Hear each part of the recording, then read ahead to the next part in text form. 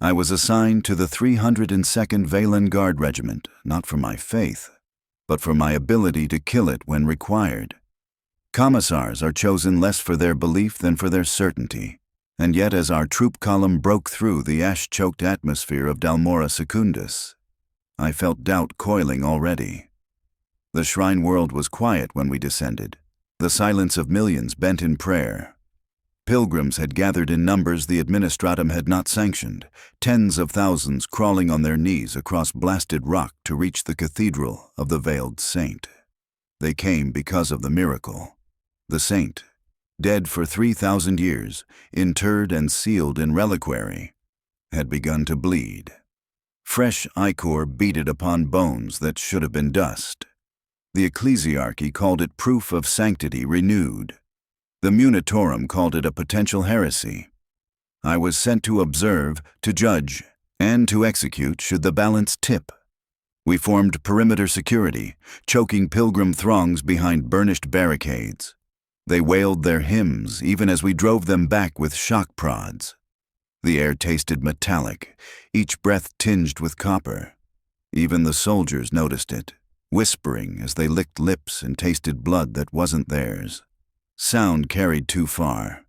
Each command I barked seemed to echo beyond walls, reverberating down unseen corridors. Reports came almost immediately. Vox traffic from within the catacombs, pilgrims entering to glimpse the reliquary, vanishing without trace. Lost in devotion, priests said. But the guard's auspex readings returned voids in the earth, empty shapes that moved like hollow lungs. The tunnels beneath the cathedral were alive with absence. Inside the shrine itself, incense burned thick and oily, the smoke clinging to armor. The saint's reliquary stood at the heart of it, a coffin of crystal sealed with adamant sigils. The ichor within glistened, pooling where bone met bone, droplets sliding with obscene vitality down relics kissed by millions of mouths over centuries. I had seen miracles before. I had ordered them purged, every relic shattered by melta, every priest silenced with bolt to skull. But this ichor smelled of salt and rust. It was too wet, too recent. My officers established cordons. Flamer squads swept the pilgrim throng back from the reliquary gates. Still, the crowds pressed, their litanies taking on a rhythm more mechanical than reverent. Words stuttered, syllables repeating as though carried back on echoes. One guardsman whispered that he could hear his mother's voice among them, though she had been dead for years. I struck him across the faceplate, more to silence my own unease than his. Then came the first sign. The reliquary doors, 70 tons of adamant, sealed with votive chains and power locks, shifted without command. The hinges groaned, though no power ran through them. The Mechanicus adepts swore no current had been delivered, yet still the gates opened. A wind like exhalation passed, through us, pulling every candle flame sideways. The pilgrims howled with joy. The soldiers braced for fire. I tasted iron heavier on my tongue, as though the planet itself were bleeding into my mouth. We stepped forward, laser guns at the ready, muzzles glowing faint against the shadows within.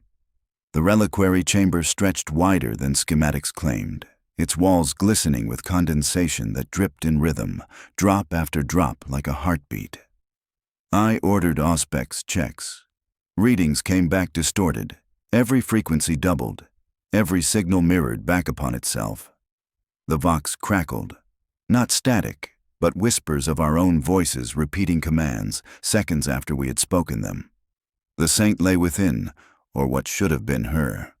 The glass sarcophagus no longer sealed but slick with ichor seeping out, bones white as starfall, and yet flecked with new tissue, strands of red and black growing like vines through ossified relics. Priests fell to their knees, screaming praise. My soldiers held them at gunpoint, waiting for my order. I gave none. The chamber grew colder. Condensation iced across armor plates. Our breath fogged the lenses of our masks. I raised my bolt pistol to the sarcophagus, thumb on safety. One order and it would be over. The ichor would burn, the relics melt, and the ecclesiarchy would scream heresy into ashes. My finger hovered, waiting for a sign, any justification to destroy what should not be. And then the corpse moved. It was not violent, not sudden. The skeleton simply shifted upright as though drawn by strings, vertebrae clicking into alignment. The priests shrieked louder, hysteria and worship blending until the difference vanished. Soldiers fell back a step despite themselves. The skull tilted forward, empty sockets staring as if they could see. The lips, cracked parchment stretched over ancient teeth, parted. No breath issued, no sound. Only the impression of words unspoken, ready to be born again. My vox bead hissed at the same instant. It was my own voice, whispering one word back into my ear with perfect clarity. Remain. And the saint's lips stayed parted, as though waiting to exhale. The lips never closed. I stood long enough to know it was no trick of failing eyes, no shadowed delusion born of incense smoke.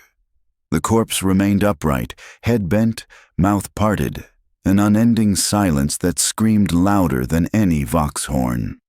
My soldiers whispered prayers, even those I knew had long abandoned faith. I silenced them with a glare, but did not command them forward.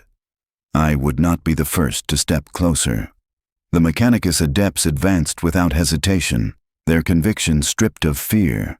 They brought auspex relays and sensor dendrites, chanting in Binharic as their mechadendrites unfolded into the reliquary chamber. I granted permission, though every syllable tasted wrong as it left my mouth, as though the order was not mine to give. Their instruments hummed to life, green lumens casting pallid light across bone. The first readings unsettled even their machine-stiff postures. Vox feedback patterns scrolled across their displays, not mere distortion, but organized resonance. The bones of the saint themselves emitted a continuous frequency, a low droning static that could not be explained. One adept dared to place a receiver directly against femur, and the Vox caster screamed back a sound that was not static, but voices layered one upon another. Thousands of syllables collided. Fragments of the Litany of Remembrance, half-lines of the Imperial Creed, even words that did not belong to any tongue of mankind. The priests cried miracle. They fell prostrate, declaring the saint had become a choir, a mouthpiece of the Emperor himself. Their chants filled the chamber, but I heard at once how wrong they sounded. Each hymn fractured on its way to my ears, words splitting, rearranging.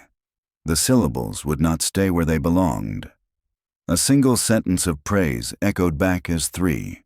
Each shifted half a beat from the last, producing a layered drone that scraped the nerves raw.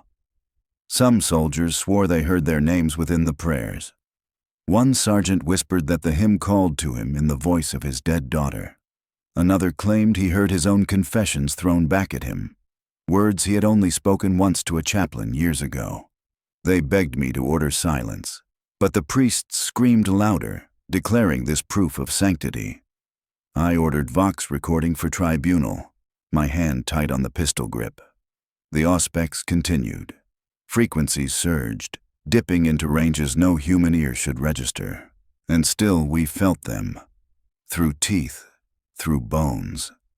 My vision shivered at the edges, as though the reliquary chamber itself pulsed. The adepts Binharic became erratic, their voices stuttering into doubled syllables, machine cant folding over itself like broken transmissions. They began speaking in chords, one mouth producing several tones at once. I declared containment. My order carried weight, yet the ecclesiarchy resisted immediately. The ranking confessor struck his staff against the floor, denouncing my command as blasphemy. "You would silence the Emperor's messenger," he spat, sweat beading his tonsured scalp. I pressed my bolt pistol beneath his jaw and reminded him of my mandate. Miracle or not, the Ordos Minoris had authorized me to destroy anything that threatened the regiment. His voice faltered, but his eyes burned with zeal I could not match. It was then the first disappearance occurred. Guardsman Rellan, positioned at the reliquary's edge, screamed once. The sound was not loud, more like a gasp cut short, but it drew every eye. His boots scraped stone, his form sinking not backward, not down, but through. The floor beneath him rippled like oil, stone softening in an instant. His rifle clattered against the crystal coffin. His hands clawed at nothing as his body slid beneath the reliquary base. The stone hardened the moment he vanished, leaving no seam, no mark, as though he had never been. Only his vox bead remained. It rolled across the floor, bouncing once before settling near my feet. I ordered silence as I lifted it. The device still pulsed, lumen flashing with steady rhythm. But the transmission was no soldiers breathing, no scattered comm static. It was a pulse, perfectly spaced, identical to a human heartbeat. My own heart matched it without effort, drawn into rhythm as if commanded. Several soldiers swore their chests ached, their blood pulled by unseen magnet. The adepts confirmed it. The signal was not local, not even confined to the chamber. The heartbeat carried across every Vox channel, piggybacking into squad networks, command networks, even the sacred Mechanicus frequencies. My ears filled with the sound of one endless pulse, yet it did not mask words. In the static between beats, I heard fragments of myself, commands I had spoken hours before. Panic rippled the line. Soldiers glanced at one another, hands shaking on weapons. The priests cried out that the saint had claimed a martyr, that Relin had been chosen. I felt the weight of mutiny pressing at the edges of discipline. My pistol remained steady, but inside, I could not still the rhythm dragging at my blood. And then the reliquary walls began to vibrate, not with tremor of earthquake, not with the groan of shifting stone, but with harmony. The crystal coffin resonated to the pulse of the fallen guardsman's bead, its walls glowing faintly, harmonizing perfectly with the heartbeat. Each surface throbbed like a drum skin, casting vibrations through the air so deep I thought my lungs would burst. The saint's corpse sat upright still, lips parted, waiting, while the chamber itself sang to the rhythm of a dead man's heart. The reliquary walls still hummed when the order came down. Descend into the catacombs. It was the only path left, the only way to anchor sense to this place. The priests claimed the pulse was guidance, a beacon drawing us to the saint's marrow. I knew better. Orders are orders, and so I gave them, though my throat rasped against the rhythm still echoing in my veins. We formed into descent squads, flamers at the vanguard, auspex operators bristling with antennae behind them. Every squad was doubled on Vox relay in case the interference deepened, but the pulse had already folded itself into every frequency. Each man carried the beat with him, whether in ear or chest. We descended nonetheless. The catacomb stairs spiraled downward, hewn from stone blackened with age, though moisture clung to every surface as if the walls themselves perspired. The incense haze thickened, candles guttering in alcoves that seemed to breathe when we passed. Dust cascaded from the ceiling, but not in any direction that obeyed gravity. It fell upward, spiraling against the vaulting before dissolving into nothing. My auspex operators cursed and clipped Bin Herrick. Their readings contradicted themselves. Rangefinders reporting corridors longer than the planet's crust should allow. Chronometers lagging behind or surging forward seconds at a time. I demanded correction, demanded truth, but their voices overlapped. One swearing we had marched 5 minutes, another insisting an hour. The walls stretched and contracted like lungs with each step. Priests walked among us, murmuring comfort. They pressed their palms to the sweating stone and declared these were not catacombs at all, but veins. Veins feeding the saint. I told them to silence their tongues, but even the soldiers stole glances at the walls, as if expecting blood to throb from them. The upward dust, the swelling rhythm, the distortion in time. All of it pressed down until discipline cracked into silence. The first body appeared after the third descent landing. A sentry stumbled on it, and for an instant we thought it was one of ours. The corpse was clothed in guard uniform, plates rusted but intact, weapon clutched still in skeletal grip. I demanded identification. The Auspex scans brought only worse. The armor carried a date stamp, not years old, not centuries. The mark burned into the greaves recorded muster 3 days into the future. My mouth dried. I told myself it was error, some damaged cogitator producing false data. Yet the Auspex confirmed again and again. The corpse lay mummified, skin shriveled like parchment, but the unit tag on his armor was ours. The 302nd Velan, my regiment. His face was half gone, but the jaw, the brow. Some swore they recognized him as one of the conscripts who had boarded with us. Others spat prayers, refusing to look longer. Fear festered in the silence. The priests seized on it, claiming it was proof the saint's blessing stretched across time, that we were already consecrated by eternity. I wanted to execute them there, silence their poison with 1 round each, but the men clung to their words like drowning sailors. I held fire. I could not afford to make martyrs where I needed obedience. So we pressed deeper. Each corridor bent back on itself, yet never returned to a familiar point. Our chronometers fell into open conflict. One squad reporting they had marched for half an hour, another declaring mere minutes. I forced time by decree, ordering log marks every 100 paces. It did nothing. The Vox logs themselves played back stretched or compressed, voices coming in too fast, too slow, as though space rejected measure. The dust continued to fall upward, never settling. I could not ignore how often it brushed our cheeks like fingers reaching from below. Several soldiers began bleeding at the nose, claiming the dust burned cold as it touched them. The Auspex registered no chemical contaminants, only elevated levels of ionization. I knew better than to believe those machines. We descended further, deeper than any shrine map suggested existed. My hand did not leave the bolt pistol, though I no longer believed it would matter. At last we reached a barrier. The passage widened into a chamber sealed with iron doors twice the height of a man. Every hinge was fused shut with waxen residue, thick layers of sealant carved with sigils I half recognized from ecclesiarchal prescriptions. Wards of silence, marks of interdiction. They should not have been here. No priest admitted knowledge.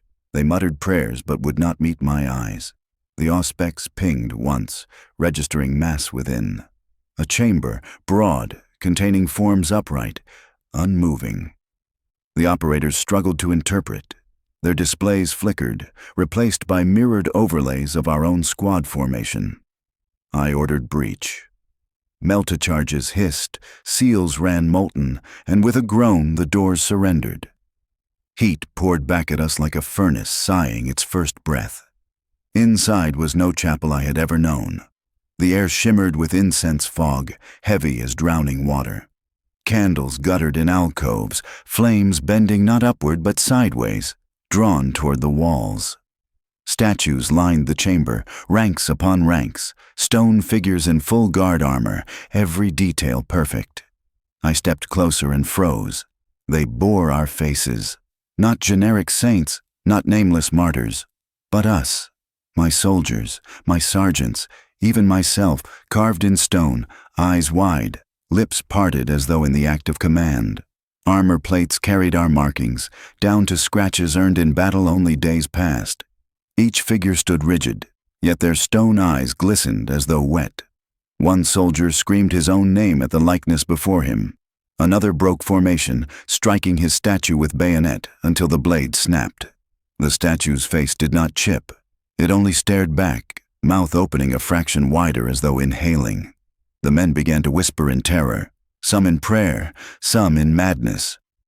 I raised my voice above the din, ordering discipline, ordering formation, but my throat trembled against the weight of stone eyes watching from every side. The heartbeat still pulsed in the Vox. The statues breathed with it, and in the silence that followed, I realized the statues were not still at all. Their chests rose, stone grinding against stone, as though preparing to step forward. They stood there, breathing stone. The chamber pressed tighter with every beat of that pulse, the statues swelling in rhythm, though no mortal hand carved such life into granite. My voice rasped the order to hold, to steady ranks, but my men's eyes darted, each fixing on the likeness of his own face in sculpted silence. No soldier can stare at his own death mask and remain unchanged. I tested their fear myself. Drawing closer, I laid my palm against the chest of my own stone reflection. It was cold, ridged with chisel marks, and yet not still. A hum shivered beneath the surface, faint as breath against glass. My vox bead answered with a static hiss, though I had given no signal. The noise was not interference, it was rhythm, distorted syllables buried inside. One of the conscripts broke rank, half sobbing, half praying, and struck his statue with the butt of his laser gun. The impact rang through the chamber like a bell. Fractures spidered across the likeness's cheek. Then, with a single echoing crack, it shattered. Ash spilled outward in a choking wave. Not rubble, not stone fragments. The statue was hollow, its shell only a skin. Inside writhed cords of bone fused with coppery wire, coiled together like veins woven from vox cable. They slithered apart as the ash fell, brittle and sharp-edged, snapping against the floor. The corpse of the statue had no core, only blackened dust clotted thick enough to choke. The Auspex adepts surged forward, their mechadendrites twitching as they scanned the remains. Binary spilled from their lips in overlapping frenzy, each voice layering over the last until the noise itself seemed liturgical. One raised his trembling hand and declared, "Not stone, not sculpture. Vox made flesh, Vox made form." The words cracked through the regiment like an electric lash. Soldiers backed away from their statues, rifles snapping to aim at granite reflections of themselves. Some muttered that they would not stand here to be entombed alive, that no saint's relic was worth this blasphemy. The panic spread fast, too fast for the pulse of discipline to hold. I saw it in their eyes. Desertion. I could not permit it. I drew my bolt pistol and selected the loudest voice of dissent, a corporal turning to flee through the doors. One round, center mass. The bolt detonated his chest in a spray of meat and metal shards. His body toppled, lifeless, blood pooling around his boots. The chamber fell still under the thunder of commissarial law. I told them desertion was death. I told them obedience was survival. Yet the silence did not hold long. His blood, spilled hot and righteous onto the stones, did not remain. The chamber drank it. The crimson seeped between the floor slabs as though pulled by thirsting veins. The stone itself darkened, pulsing once, then again, in harmony with the beat we had carried since the reliquary. The adepts fell silent, mechadendrites trembling. One whispered a prayer not to the Omnissiah but to something older, something listening. The soldiers began to shift backward, shoving against each other. I barked at them to hold their ground, to remember the eyes of the Emperor were upon them. But they no longer looked at me. They stared down at the stone, watching the veins beneath the surface swell with absorbed blood, glowing faintly like capillaries lit from within. Then came the static, not from the Auspex, not from the bead at my ear, but from the very walls. A low, layered crackle like parchment tearing, swelling into syllables stretched thin by distance. The voxnet came alive across every channel, overlapping itself, drowning our discipline.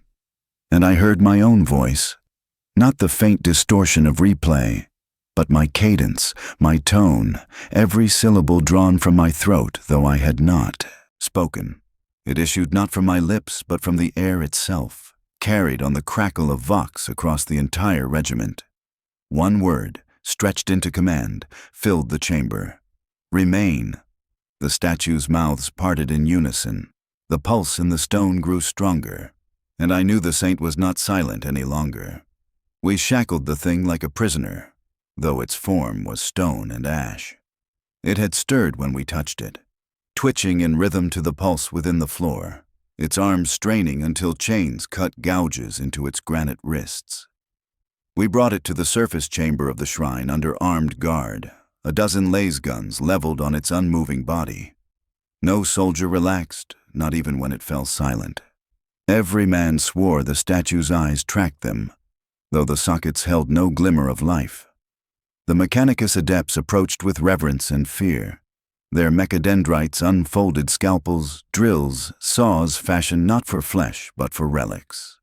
The first incision cut across its chest did not yield marrow or sinew. Instead, ash poured from the fissure, fine and choking, clouding the chamber in funereal smoke. Beneath the layer of dust, they revealed wires, thin copper strands threaded through bone-like struts, branching in patterns too precise for any sculptor's hand. The adepts whispered Binharik to steady their trembling voices. One declared, "Not biology, not ossuary." Signal crystallized into structure. I asked what that meant. No answer satisfied.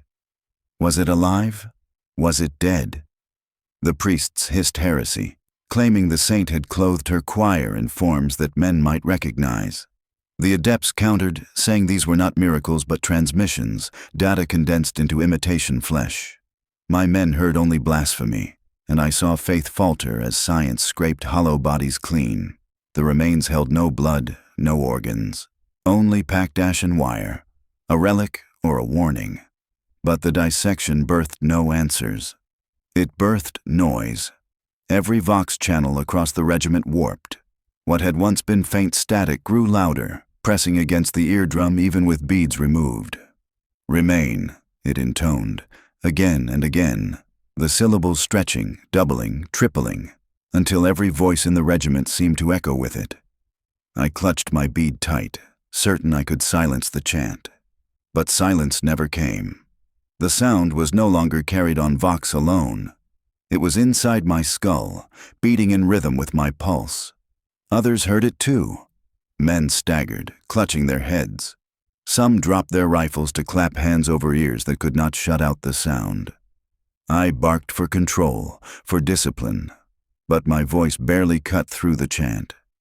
I could see my own lips move, and yet, beneath, my blood's rhythm whispered the same word: remain.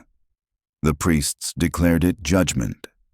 They shouted that the saint had returned to sift the faithful from the false. They urged the men to kneel, to let the word fill them.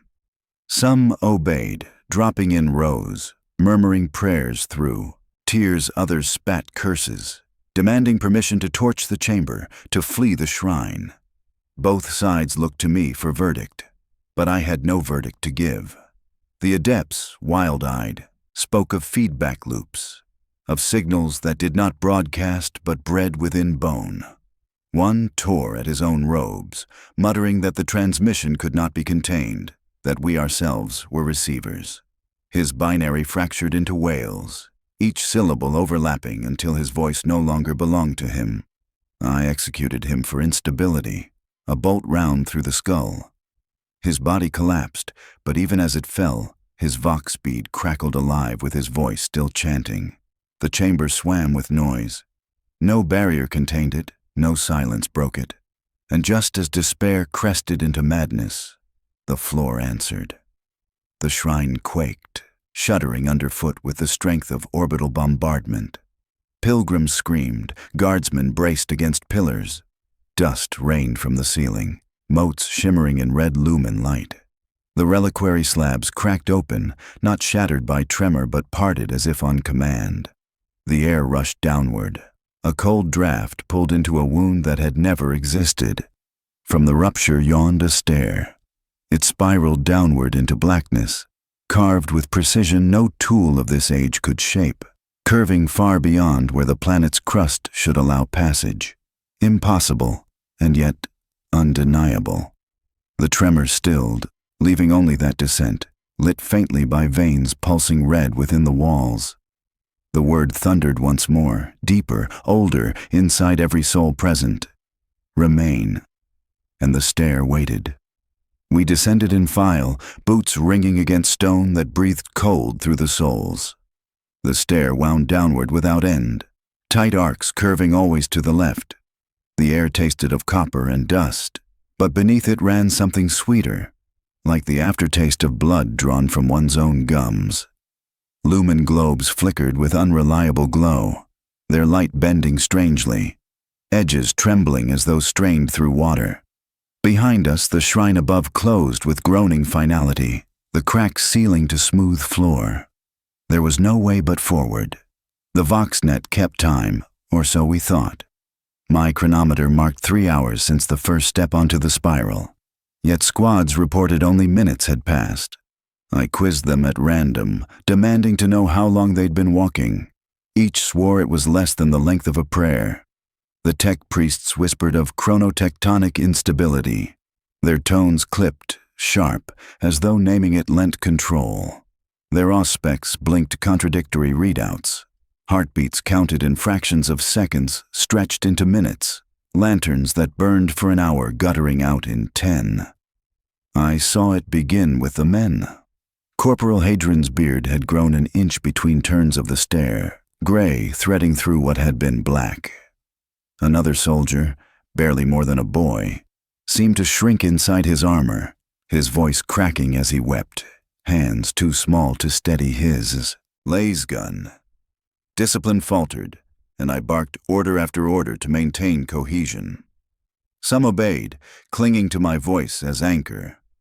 Others shivered, whispering prayers that looped back on themselves until syllables slurred like static. The priests insisted this was a test, that the saint weighed our faith against the unreality pressing down upon us. One struck his staff against the stone, declaring, "The stair is an ordeal, a proving of spirit." His words echoed too long, trailing behind us like the scrape of chains. When the echo died, another voice whispered back his own sentence, syllable for syllable, but older, heavier, as though spoken at the hour of his death. That was when the soldiers began to murmur of executions. They swore they heard lasfire reports from below, followed by their own screams. Names were whispered in the static, mine among them. Sentences carried on air thick as dust. Each man dreaded the next step, knowing he might hear the sound of his own last breath long before it arrived. The adepts tried to steady themselves with logic. They marked steps, counted arcs, measured angles. Yet every record clashed. One cogitator logged 97 turns, another only 23. The same priest swore we had been walking no more than half an hour, even as his face sagged into the lines of a man twice his age. His hands shook so badly he dropped his data slate, the device cracking against the stone. Yet he continued scribbling calculations into the air with trembling fingers, his logic as fractured as the echoes. The stair felt alive beneath us. Dust did not fall down, but upward, drifting against gravity toward the shrine we had left behind. Our footfalls stirred nothing. The ash clung tight. Yet still the walls breathed faintly with each chant of the word that had followed us. Remain. Sometimes it came through Vox, sometimes from the stone itself, sometimes from the mouths of the weary soldiers who swore they had not spoken. I executed one man who tried to flee upward, his sanity undone by the sound of his own death echoing before him. I placed the bolt round clean through the back of his skull, and when the body struck the stair, the sound did not end. It carried forward, spiraling ahead of us, a percussion announcing our coming to whatever waited below. No one asked me if it was necessary. They knew it was. Discipline was all that kept the spiral from swallowing us whole. Time broke. I know this because I felt it. My own chronometer ticked slow, yet my blood hammered fast. I could not tell if minutes passed or days. Men collapsed with sudden age, faces shriveling to parchment, teeth clattering loose in their helmets. Others grew younger with each step, voices retreating into childish lilt, armor hanging loose on shoulders too narrow to bear it. I ordered them carried, but soon they were too many. The stair claimed them in silence. We pressed downward. We had no choice. Then, after what must have been both moments and eternities, the spiral ended. The air grew still, charged with a static hum that prickled across the teeth. Before us stood a gate. Colossal, black as void stone, it rose higher than the shrine itself, set deep in the rock. Its surface was veined with channels that pulsed faint red, beating in rhythm with the word that still echoed inside us. Remain. Each syllable rattled from the gate's face like a knell. The soldiers faltered. Some dropped to their knees. Some lifted rifles. Others wept openly, unable to reconcile the thing with sanity. I felt it too. That certainty that we had walked not into a shrine, nor a tomb, but into the mouth of something that remembered us before we were born. The stare had eaten hours, years, lives, and it had delivered us to its throat. The gate waited. The black stone loomed before us, its veins glowing faint as though lit from within by a heart that beat in secret rhythm. Each pulse carried through the rock beneath our boots, climbing up the marrow of my bones, seizing the lungs with pressure too heavy to ignore. The word we had carried since the reliquary, remain, throbbed in time with the gate's rhythm. It was no longer a voice. It was circulation, blood in stone. The adepts moved first. Their mechadendrites clicked against the ground, Binharic cant flooding the stale air. They traced sigils of permission, wove litanies of sanctification, pressed auspex nodes into the living rock. Each attempt was met with failure. Sparks spat back from contact points, prayers echoed wrong syllables, and even the vox coils of their own throats crackled discordant. The gate refused them. One tech priest, his augmetic hands trembling with static discharge, whispered in desperation of trying blood. It was not a sanctioned rite, yet desperation erodes protocol. He scored his palm with a blade, held the wound against the stone. The veins in the gate writhed. They did not absorb the blood at once. They drank it, pulling in each drop with visible hunger. The red glow surged brighter, illuminating the chamber like a furnace mouth. The priests shrieked heresy, striking their censers against the stair to drown the act in incense and prayer. They declared the gate a false relic, a test of faith, a blasphemous imitation of miracle. The soldiers, however, stared at their own hands. Some swore they felt their veins twitch, pulling against flesh, writhing in rhythm with the gate's pulse.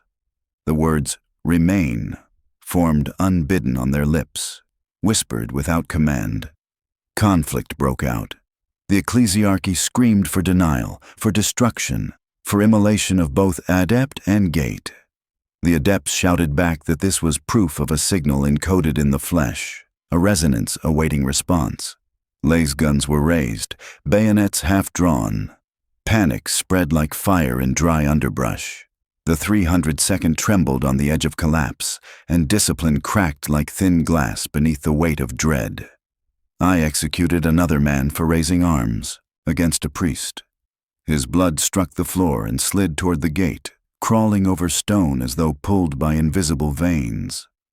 It vanished into the black surface, absorbed without trace. The glow swelled further, casting long shadows like claws along the spiral wall behind us. Silence followed, thick and total, as though the gate itself hushed us. Then it moved.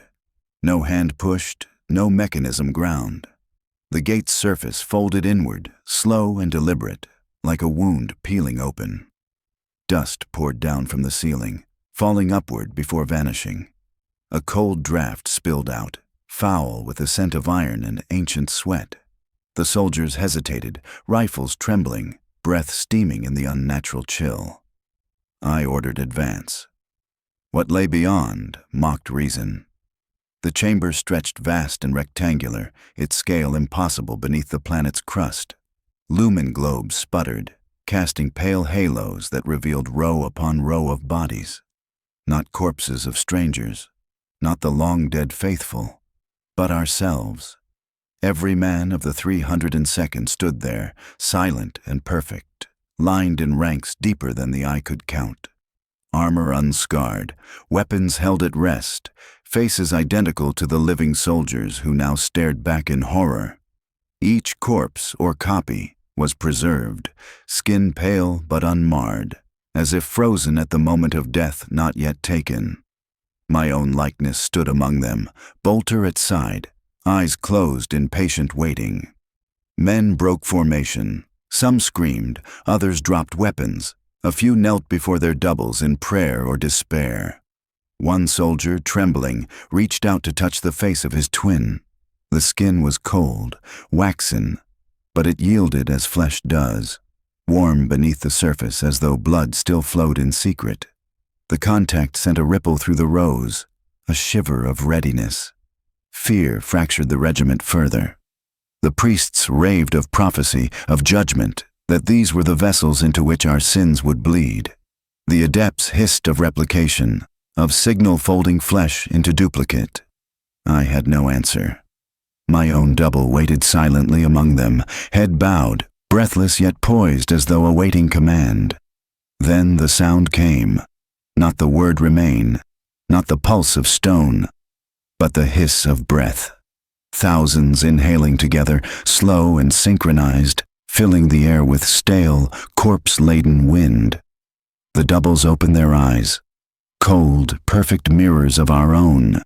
They fixed us with a gaze that knew every sin, every thought, every failing we had carried into this depth. One voice, drawn from all their mouths at once, rolled across the chamber in my tone, my cadence, my certainty. We are ready. The eyes of our doubles burned with a silent vigilance, fixed upon us as though we were the impostors trespassing upon their rightful place. The chamber pulsed faintly with the rhythm of the veined gate, but now the cadence was echoed in my soldiers' veins, twitching under their skin, tugging their muscles as though pulled by unseen strings. I barked orders, forced them back into formation, tried to anchor discipline against the tide of terror that gnawed at every man's core.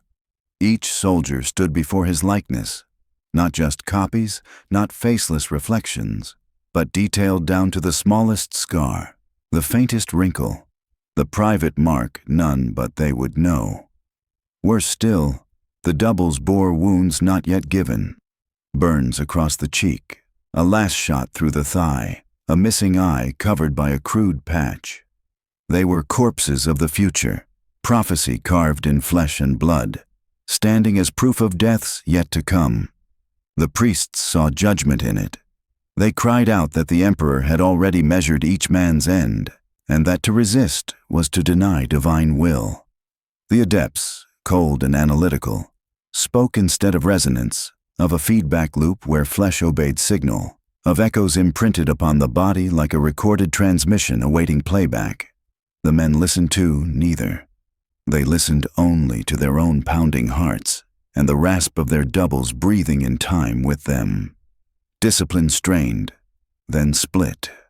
One soldier, Trooper Halth, known for his steadiness, snapped first. He raised his laser gun with a scream that was half defiance, half terror, and fired point-blank into the skull of his own double. The bolt struck true, bursting bone and blood across the rank. For a heartbeat, relief surged through the others. Proof, they thought, that the doubles could be killed. Then Halth dropped. The same wound tore open his head in perfect mimicry, his eyes rolling back as he collapsed beside the corpse he had just made. Both lay together, blood pooling as one, indistinguishable in death. The chamber echoed with cries, weapons leveled at shadows, faith crumbling to dust beneath the weight of inevitability. I executed 2 men for breaking formation, their blood swallowed by the stone floor, their echoes whispering "Remain" through the vox, as though the very comm beads had absorbed their souls. Yet even my pistol shots rang hollow, for the doubles did not flinch, did not stir, until the silence deepened, drawn tight like a cord about to snap. They moved as one. The rows of the dead future regiment lifted their weapons in perfect unison, as though on drill ground. No order was given, no command barked, no signal passed. Yet every bolter rose to the same height, every bayonet glinted in the same arc, every eye glowed with the faint static of vox light, pale green-white leaking from their sockets like the glare of auspex screens. My own double turned its gaze upon me, I saw not hatred nor judgment, but inevitability. A rhythm already written, a command already uttered, waiting only to be performed. Its lips parted, and though no sound escaped, the word formed clear upon its tongue. Remain. The men broke. Some prayed aloud, others screamed for fire, still others fell to their knees before their future corpses as if to embrace destiny. My own hand shook upon my bolt pistol, for I felt the tug in my veins again, every pulse a step closer to surrender. Yet the doubles did not advance, not yet. They only held their formation, endless ranks locked in stillness, eyes burning with vox light as if awaiting the order that had already been spoken across eternity. And in that frozen moment, as faith shattered and dread hollowed the marrow of every man, I realized the legion we had come to command was no longer mine. It was theirs. The doubles stood ready. They began to march. Not as men march, not with the hesitation of flesh and the stagger of lungs, but with a discipline beyond the mortal, a precision so absolute it stripped the motion of humanity. Each heel struck in perfect cadence. Each shoulder rose and fell in mirrored arcs. The clatter of weapons hitting breastplates resounded as one drumbeat, as if time itself had shackled them to a single rhythm. The sound hollowed the chamber, reverberating not only in the ears, but in the marrow. My vox bead cracked with interference, words swelling from the static and mechanical chorus, a dozen voices folding into one, layered until comprehension bled through. They accused us. Their mouths opened without breath, without the tremor of lungs, yet the sound filled the air. We were abandoned. You left us here. You betrayed your oath. You must remain. Men faltered, eyes wide, laser guns trembling against armored shoulders. Some wept as they heard their own voices echoing back in the layered hymn, their own tones raised in accusation. I barked at them to hold formation, to keep their eyes forward, but the lines shivered, faith unraveling under the weight of inevitability. I ordered retreat. The stairs that had carried us down into the black answered with silence. We turned toward them, boots pounding, but the archways groaned like closing jaws. Stone shifted, veins crawling across the steps like ligaments knitting over a wound. With each breath, the exit sealed further until only a wall of veined black remained, pulsing faintly in harmony with the double's march. Men slammed their rifle butts against it. Others clawed with knives, sparks flying as if they hacked at armored flesh. Nothing gave. The way back was gone, cut clean from memory, leaving only the road ahead. Downward. Panic churned into chaos. A priest fell to his knees, arms spread wide, declaring this the Emperor's judgment, that the saint had risen to remind us of our duty. A sergeant struck him across the jaw, dragging him to his feet, shouting that no saint would wear his own corpse's face. They nearly turned their guns upon each other, the regiment fracturing, faith contorting into madness. The doubles continued forward, their precision unbroken, weapons clutched against chests. Their voices did not grow louder, but deeper, like engines sinking into resonance, harmonizing with the bones of the chamber itself. The word repeated, each syllable sharpened like a blade. Remain, remain, remain. I drew my pistol, fired into the advancing line. The bolt struck one double square in the chest, yet even as it fell, another rose behind it, identical down to the wound, its eyes lit with the same static glow. The line never faltered. Then my vox link sparked. The regiment froze at the sound, for it was not distortion, not static, but the clean cadence of an authenticated command channel, sealed and verified with the commissariat's sigils. Every bead across every helm carried it, uncorrupted, unquestionable. Imperial command itself, speaking from orbit above the shrine world. Commissar Vale, 302nd Regiment, protocol shift, orders confirmed. You are to merge with the remainder. You are to remain, the seal repeated, signed with verification protocols beyond tampering. The voice was cold, bureaucratic, stripped of emotion, the diction of administratum precision. but it spoke with the certainty of truth, authenticated, undeniable. The soldiers looked at me. Their faces were ash-white, eyes wide beneath helm rims, but their grip slackened on their weapons. Some lowered lasguns entirely, lips moving as they mouthed the word "remain" to themselves as though already converted. I snarled defiance. I ordered them to hold. I swore on the Emperor's throne that no such command could stand, that heresy wore the mask of authority, that this was the very face of corruption itself. Yet even as I roared, my own vox bead whispered my name back to me in my own voice, soft, reverent, repeating the same instruction. Merge, remain. The walls pulsed in time with it, black veins twitching like muscle, the chamber alive and guiding. The doubles had halted their advance, waiting, their cadence replaced by silence that pressed harder than sound. And then the ground beneath trembled, a subtle quake that ran through stone like breath through lungs.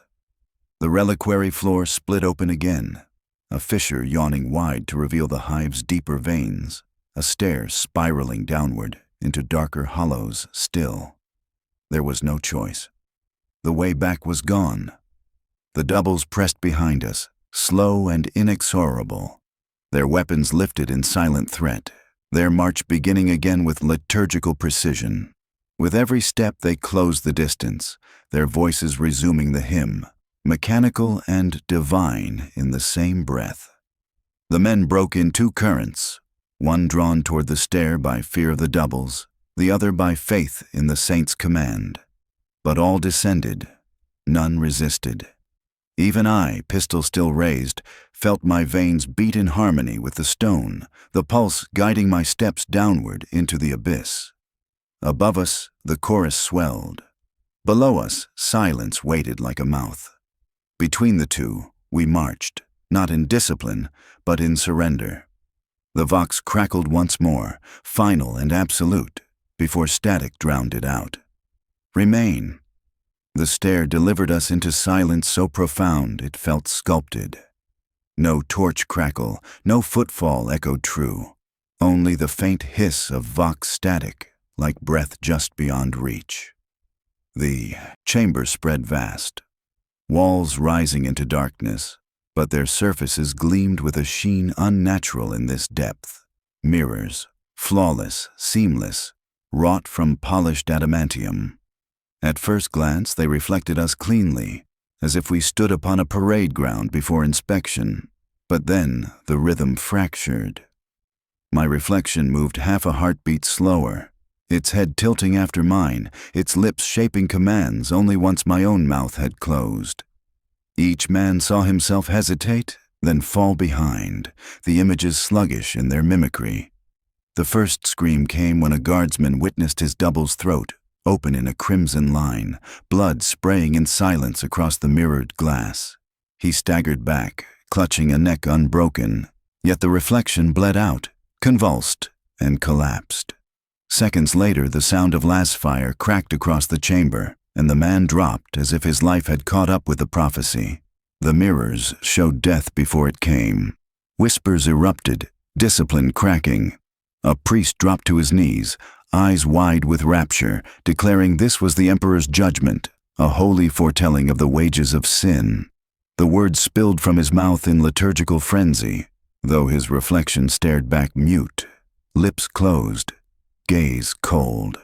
An adept collapsed to the floor, cogitator coils sparking from his mechadendrites, his vox implants squealing Benheric too fast to parse.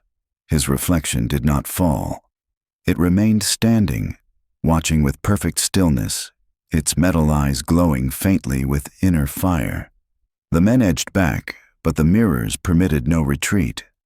No matter how we shifted, there was always another reflection waiting.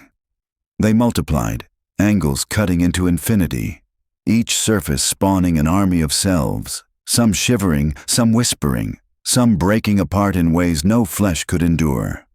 Then the rhythm worsened. Our bodies stilled, frozen in dread. But the reflections did not stop. They carried on, walking forward when we stood rigid, mouthing words we had not spoken, drawing weapons we had not touched. I watched one mirror duplicate of Sergeant Halleck raise his laser gun, aim point blank at the back of a comrade's skull, and fire. In the chamber itself, Halleck remained motionless, weapon slung at his chest, yet his reflection's act echoed seconds later in the reel. The comrade screamed, skull bursting open in heat and bone, his body crumpling to the floor. The line broke into panic. Some fired into the mirrors, but the shots vanished as though absorbed into glass thicker than mountains. Others turned weapons upon themselves, desperate to forestall the fate they had seen prophesied. The reflections moved in mocking delay, their corpses falling too late, laughter building from glass throats, though no sound escaped their lips. And then came the chant. Not from us, not from the chamber, but from the reflections themselves. Their mouths opened in unison, seconds late, eyes burning pale white, and the word tumbled from their lips like a tide. Remain, remain, remain. It grew louder, layered, until the glass seemed to tremble with it, until even the Vox links carried the sound without transmission. I forced order, drew my pistol, barked for formation, threatened the penalty of execution for any man who moved without command. My words cracked like whipcord, yet the echoes lasted too long, my reflection's mouth still moving long after my own had ceased. It was repeating my orders, but with the cadence wrong, syllables drawn into liturgy not mine. Sweat slicked beneath my collar. The chamber pressed heavy, air metallic, blood thick. And then I saw it. Among the 100 reflections of myself scattered across the adamantium walls, one did not lag. One moved ahead. Its hand rose, steady, deliberate, drawing the bolt pistol from its holster while mine remained still against my side. The reflection's face was my own, but colder, veins twitching beneath the skin like the stone walls above. It aimed directly at my chest. My hand trembled, hovering near the holster, but not moving, not daring. My reflection's lips shaped the word even before the sound reached. Remain. The muzzle flashed. The muzzle flash in the mirror did not kill me. My chest heaved, unmarked, but the thunder of the bolt pistol echoed all the same, shuddering through the chamber like a hymn without words. Around me, men staggered, uncertain if their hearts had stopped or if the sound had lived only in their skulls. The reflections smiled, my smile, their smile, then stepped forward. Glass did not shatter. It yielded, like the surface of black water. The first reflection peeled free of its prison with the silence of drawn breath. Then another, then dozens more, all walking into the chamber with movements deliberate and too exact. Their boots struck the ground half a second after ours, yet the rhythm locked into cadence, as if two armies had been forged from one. Doubles merged with their mirrored counterparts, forming a line within a line. No chaos, no confusion. Perfect symmetry. They did not speak, only mouthed the single word in unison, remain. Their voices silent, but heard inside the marrow. Half the regiment faltered. Some dropped weapons, crossing to their reflections as if to embrace kin lost long ago. One soldier fell to his knees before his double, tears streaking his face as he whispered he had always belonged here. Another handed his laser gun to the glass-born version of himself, murmuring that it had been theirs all along. The fracture spread like disease. I drew steel and made example. 3 shots, 3 deserters struck dead before the eyes of their traitorous doubles. The crack of my bolt pistol roared holy judgment, and for a heartbeat the line steadied, fear restoring order. But the reprieve was false. Each corpse did not fall alone. From the mirrors around us, 3 more figures emerged for every man executed, doubles birthed from the echo of the killing blow. They carried no blood, no breath. Only the ash of bone in their veins, but their presence multiplied the formation with impossible precision. Every shot was answered with another recruit. The air thickened. Smoke bled from the seams of the mirrors. dust swirling as if stirred by unseen lungs. Every breath tasted of scorched incense, every blink filled with motes glowing faintly like embers. And beneath it all, the walls pulsed with that rhythm again. Heartbeats slow, colossal, patient. Each thud rattled teeth, carried up through boots, pressing against ribs. The priests abandoned pretense of order. Some shrieked the word as prayer, falling prostrate before the glass-born. Others fled into smoke, vanishing between ranks of their own reflected faces. The adepts spoke in binharic flares, sparks dripping from their mechadendrites, until the static drowned their words, and they collapsed in spasms, twitching like broken vox coils. It came to me then, in the suffocating clarity of horror. This was no haunting, no curse upon holy relics. It was a rite, a recruitment. The fortress was not a shrine to a saint. It was a forge, manufacturing soldiers without end. Every bone, every whisper, every death was a blueprint pressed into ashen signal. Each man that bled became memory stored in vox static, each prayer a binding chant. We were not guarding relics, we were feeding a legion. The revelation spread unspoken, every soldier's eyes widening in dread recognition. One whispered that his bones itched with the same rhythm as the walls. Another swore he could feel wires threading through his veins. Some tore off their helmets, raking nails across their own skin as though to claw free of something building beneath.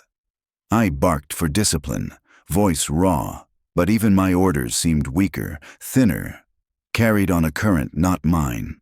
My reflection's mouth still moved when mine had ceased, commanding obedience with perfect calm, and some obeyed it rather than me. The traitors moved first. They stepped in line beside their glass-born selves, shoulders squared, marching with eerie precision. The word, remain, rolled through their ranks without sound, swelling into the chamber until it was impossible to tell if the walls spoke or if my heart had simply learned the litany. I executed 5 in one volley, shells bursting bodies into ruin. Yet from smoke and glass 10 more emerged, their faces my men's, their eyes pale with vox light. Ash filled the air, settling on armor, clinging to skin like holy unguent. The chamber trembled. Stone groaned as if straining against something vast beneath. Then it came. A shadow moved behind the mirrors, too immense to comprehend, its outline framed in lightning flickers of static. The glass quaked, then parted, birthing a form taller than any sentinel, broader than any tank. It stepped through in silence, each movement shivering the chamber. A servitor, colossal, veined with living stone and cables that pulsed like arteries. Its face was a mask of iron, stamped with forgotten cogs, its limbs fashioned for war, yet carrying banners like relics. Across its breastplate burned a sigil not recorded in any registry, lines etched in blood and circuitry alike. The symbols seared into every mind present, the forgotten legion eternal. And as it loomed, the chant thundered without mouth or vox, drowning all thought. Remain. Its first word was not a word at all, but a chorus. Dozens of voices overlapped, each one known, each one impossible. Commissars long interred in dirt and dust, priests who had burned at the pyres of heresy, guardsmen whose blood still stained the stones beneath our boots. Every tone spoke at once, layered until meaning pressed itself into the marrow. You are inducted. The vast frame of the servitor shook, though not from strain. Its chest expanded with mechanical grind, and from the grill of its throat poured the next line, the syllables breaking into static, only to reform stronger, fuller. Continuity protocol engaged. The air convulsed with the proclamation. My men clutched their helmets, ears bleeding, though the sound carried not through air but through bone. The doubles straightened at once, eyes glowing with colder vox light, and began to step forward in perfect time. No breath misted from their lips, for they drew none. Yet, as they moved toward their living counterparts, the rhythm of the chamber deepened. each pulse of the walls synchronized with the veins of flesh and wire threaded through the double's limbs. The air tasted copper-rich, every inhalation weighted with iron. The first merging was not resisted. One man, already trembling with awe, reached out to his counterpart. Their palms touched. For a heartbeat they stood, mirror and flesh, before their bodies folded together like clay pressed into mold. Bone dissolved into cable, skin warped into steel, and from the fusion rose a figure taller, stronger, veins burning red with signal light. Its mouth gaped and spat static, a garbled yet unmistakable syllable. Remain. Terror cracked the line. Some men screamed prayers, clutching their aquelas until blood flowed from clenched fists. Others drew blades, hacking at their doubles before the touch could claim them. But each strike only carved their own flesh, mirrored wounds blooming in their living bodies until they fell shrieking, bleeding, twitching. The priests fell to their knees, some proclaiming the Union divine ascension, others calling damnation. They tore at one another, vestments ripping, faith against faith, until crimson spattered the ash. The Mechanicus adepts did not scream.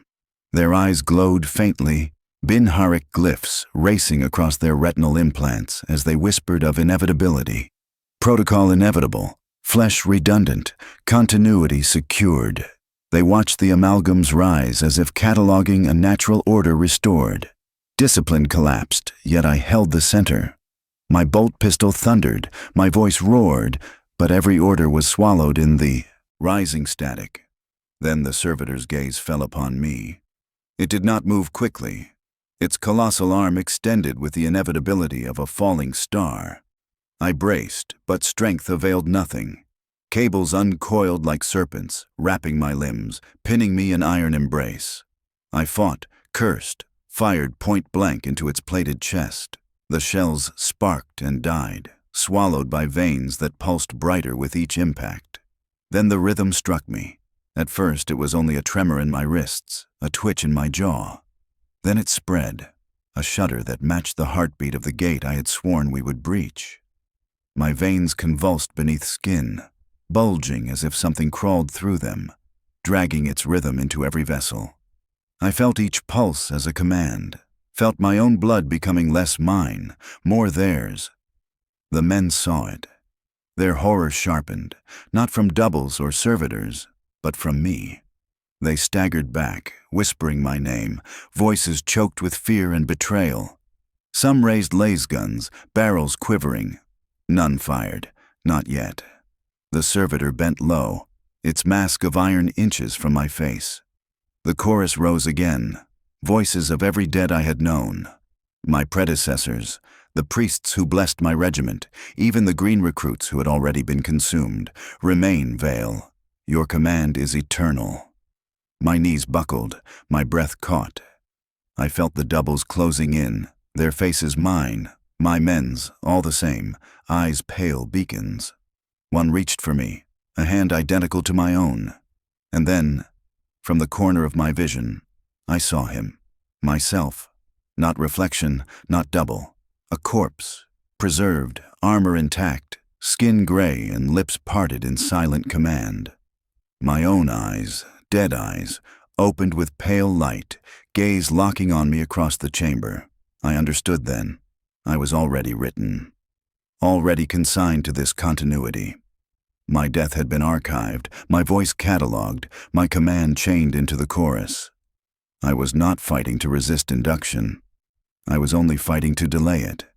And delay, the rhythm whispered in my veins, was not possible.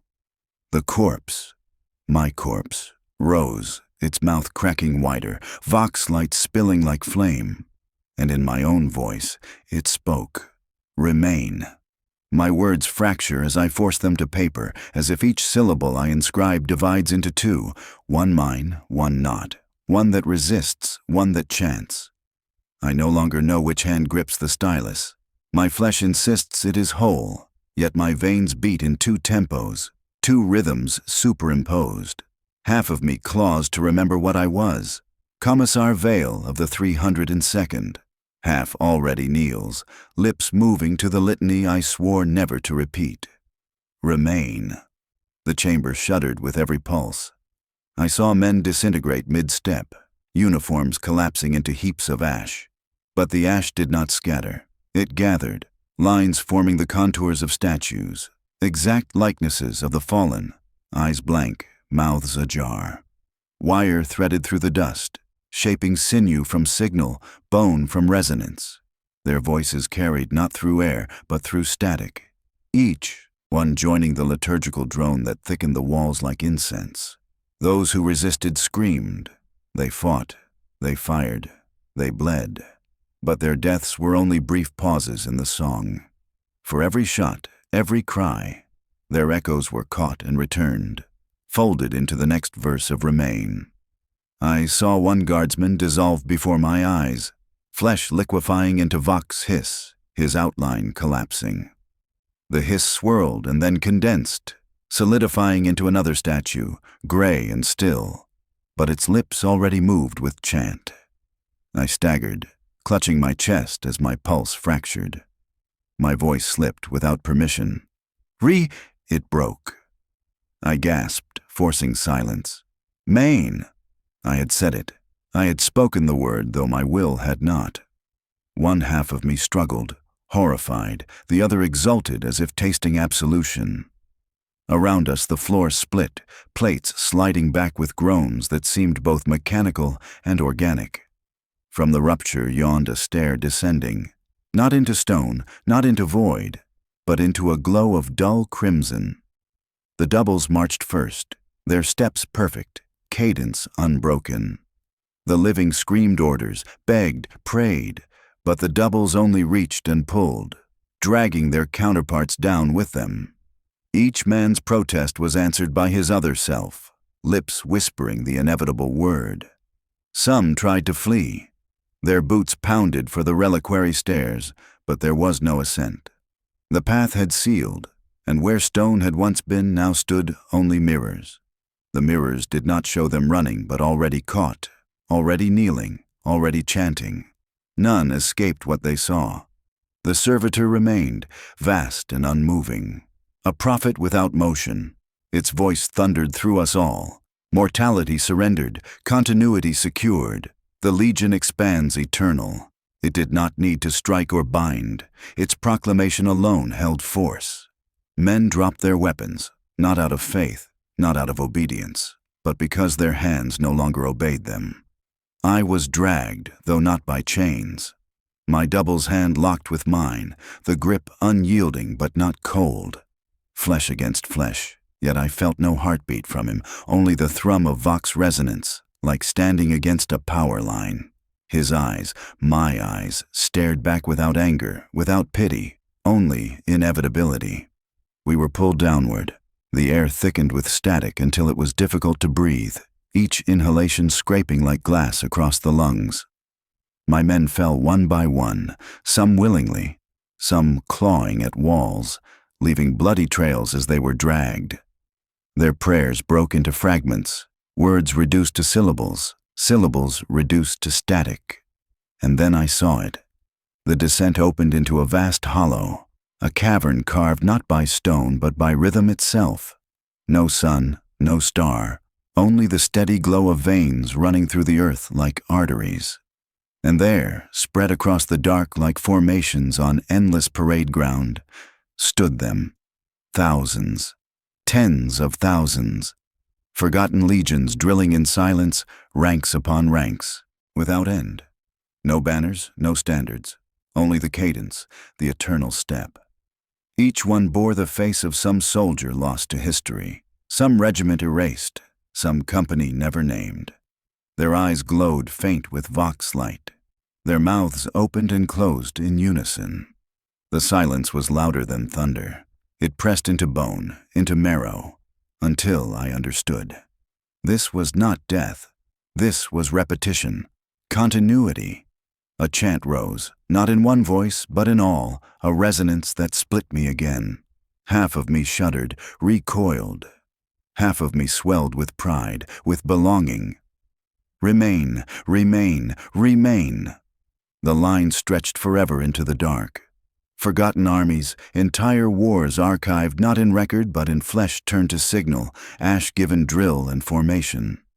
Their step shook the crust, their drill echoed eternity, and we were not exceptions. We were only the latest conscripts. My eyes blurred. My corpse, my other, walked at my side. I could no longer tell which hand was mine, which pulse belonged to me. The descent never ended. The cadence never broke. Last sight before clarity fled me. The vast sea of ash statues breathing in unison, their rhythm one with my veins, their word my own. Remain. Plus. Vox extract. Segmentum obscurus, command relay. Plus. Signal begins in fragments. Static consumes time codes, though scraps remain legible enough for partial reconstruction. Archivists file under protocol Ordo Obscurus. Incidental interference, though annotations carry dissent. Some argue the interference is natural geomagnetic. Others whisper of deliberate distortion, of pattern hidden within chaos. First recovered fragment, an Auspex officer listing ranks of dead. His voice is clipped, strained, but steady. Company strength reduced by, then dissolves into a scream. When the feed resumes, his tone is calm, precise. 0% casualties. He repeats the number 3 times, each time firmer. Records a pen note. Contradictory. Either catastrophic loss or none at all. Casualty rosters were compiled regardless. Yet, when checked against Central Administratum registers, no such regiment as the 302nd Velan Guard is listed. It does not appear in recruitment tallies, nor supply manifests, nor even in draft ledgers from Vela itself. A regiment without paper, without number. When this is raised, ecclesiarchy scribes interject with vehemence. If they are not listed, it is because they were purged. To ask why is heresy still, the logs persist. Another fragment, distorted, suggests a commissar's tone. Containment breached, lines collapsed, the Legion, static again. Returned seconds later. Remain in formation. Do not question. Continuity demands the archivists debate authenticity. Some claim this is spliced, others that no commissar alive or dead would use such phrasing. Yet the voice is flagged with triple seal authentication. Meanwhile, planetary reports flood in. Dalmora Secundus, once classified shrine world, now wrapped in ash storms that blot out the sun.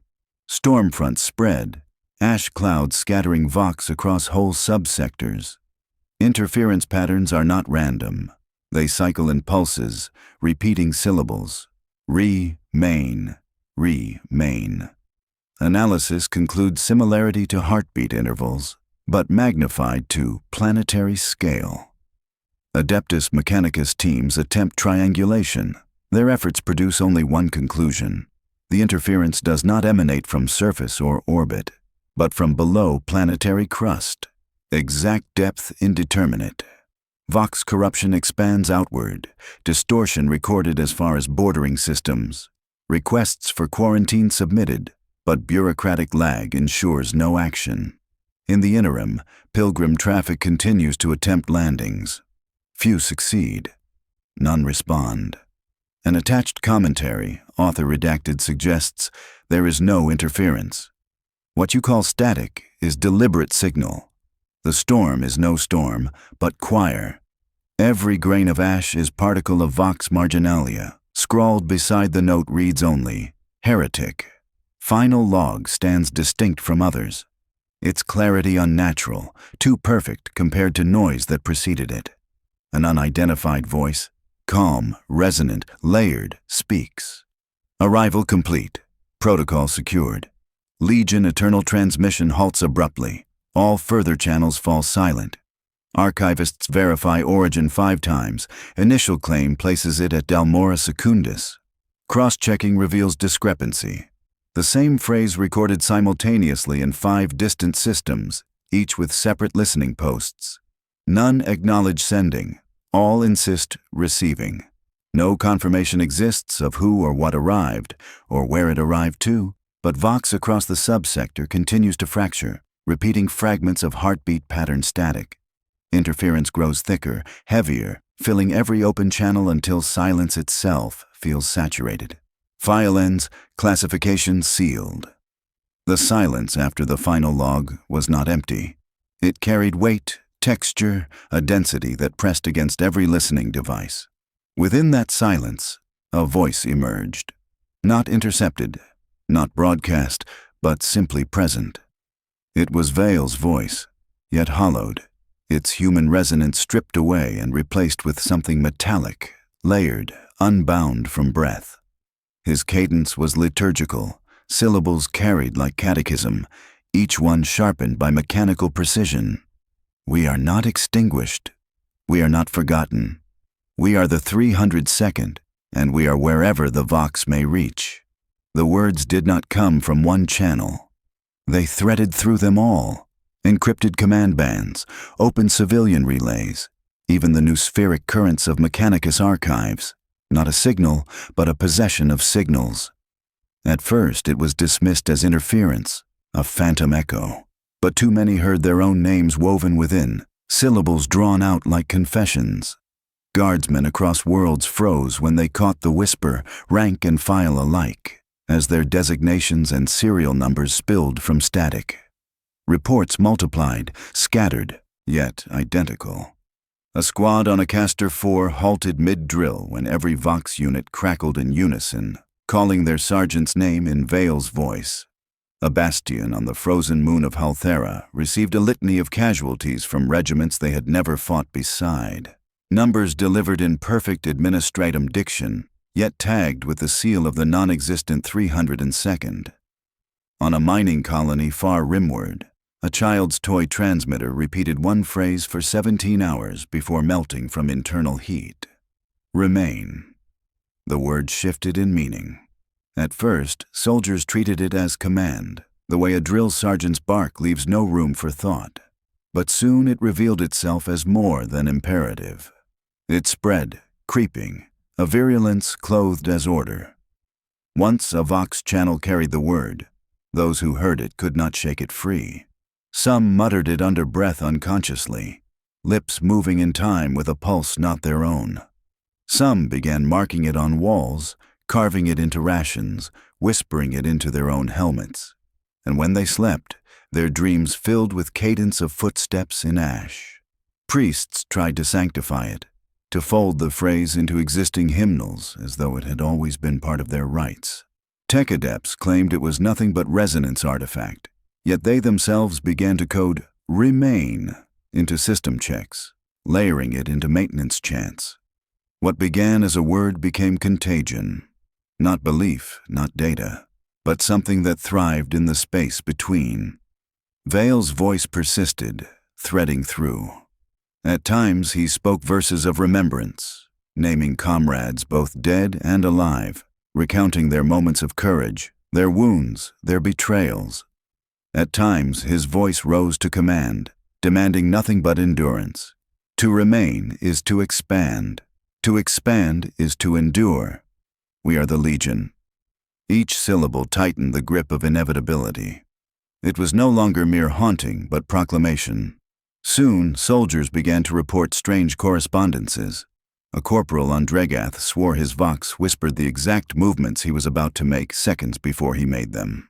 An entire platoon on Cantrex found their fire orders delivered in voices identical to their own, yet not spoken by any of them. On Calthor Prime, an officer reviewed combat logs only to find them narrated in his own voice, yet recording actions he had not yet taken. Temporal fracture and memory erosion intertwined until orders, reflections, and futures became indistinguishable. And still the word pulsed outward. No single fleet could trace its origin.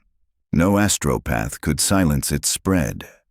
It became easier to pretend it was always there, an eternal undertone of the Vox, than to imagine its infection. The administratum filed it under anomalous static. The ecclesiarchy denounced it as heresy, but their sermons became dissonant, breaking mid-liturgy when their own throats gave way to the syllable unbidden. The transformation from command to infection became most evident at the fringes of the Imperium. On Karsus Reach, a squad under siege reported reinforcements arriving, soldiers clad in gray ash, faces obscured, marching in perfect formation. No transport confirmed their arrival. They simply appeared, carrying no heraldry but the cadence of their steps. When challenged, their only response was in chorus, "Remain." The garrison fell silent soon after, save for a final broken message, "We were always here." At last came the stinger. On a distant agri-world, far from any contested front, a lone guardsman stood watch beside his Vox unit. He had endured months of silence, the conflict in distant sectors nothing but rumor. His unit was whole, untested. When the device hissed alive, he leaned close, expecting routine orders. What came was his own voice, every intonation exact, every flaw in cadence preserved, issuing command for immediate execution of his squad. His body froze, muscles taut, as the words repeated. Calm, absolute, irrefutable. He dropped the handset. Yet the order carried on, no longer confined to the Vox. His comrades turned toward him with hollow, unblinking eyes, as though awaiting his confirmation. The command repeated once more, the syllables vibrating in his chest as though they had always belonged to him. Far beyond that quiet farmstead, the forgotten legion expanded unseen, eternal, seated in every circuit, every frequency, every whispered prayer. To remain was no longer choice, nor command. It was infection, and infection knows only growth. Transmission ends, legion eternal, plus, plus, plus.